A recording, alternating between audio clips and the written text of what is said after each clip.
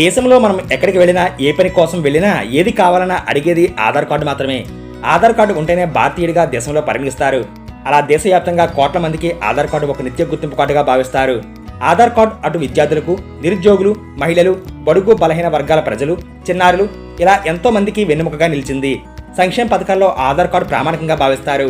అయితే ఆధార్ కార్డుతో పాటు పెద్ద నోటు రద్దు తర్వాత కేంద్ర ప్రభుత్వం తీసుకొచ్చిన యూపీఐ సేవలకు కూడా జనాదరణ పెరిగింది. ఇప్పుడు ప్రతి ఒక్కరూ యూపీఐ వాడుతున్నారు, పేమెంట్స్ చేస్తున్నారు. డిజిటల్ ఎకానమీలో యూపీఐ కీలక పాత్ర పోషిస్తుంది. క్యాష్లెస్ లావాదేవీలు గతంలో కంటే భారీగా పెరిగాయి. అయితే యూపీఐ, ఆధార్ తరహాలో మరో కొత్త సదుపాయాన్ని దేశ ప్రజల ముందుకు తీసుకొచ్చేందుకు కేంద్ర ప్రభుత్వం సమాయత్తమవుతుంది. డిజిటల్ అడ్రస్ పేరుతో ఈ సరికొత్త విధానాన్ని కేంద్ర ప్రభుత్వం తీసుకొస్తుంది.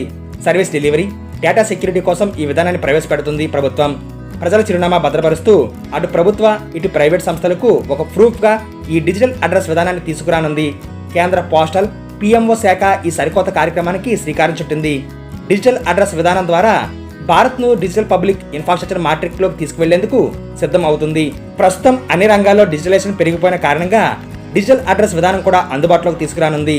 డిజిటల్ అడ్రస్ విధానం ద్వారా రెండు ముఖ్యమైన ఉపయోగాలు ఉన్నాయి. ఒకటి, ప్రభుత్వ, ప్రైవేటు వ్యక్తులు, సంస్థలకు మన అడ్రస్ను అత్యంత భద్రంగా పంపించవచ్చు. ప్రజల చిరునామాకు భద్రంగా ఉంటుంది.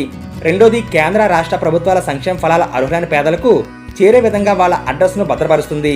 దీంతో దళారీలు, ఇతర శక్తుల్లోకి సంక్షేమ పథకాలు వెళ్లకుండా నేరుగా ప్రజల చెంతకే పథకాలు చేరుతాయని ప్రభుత్వం భావిస్తుంది.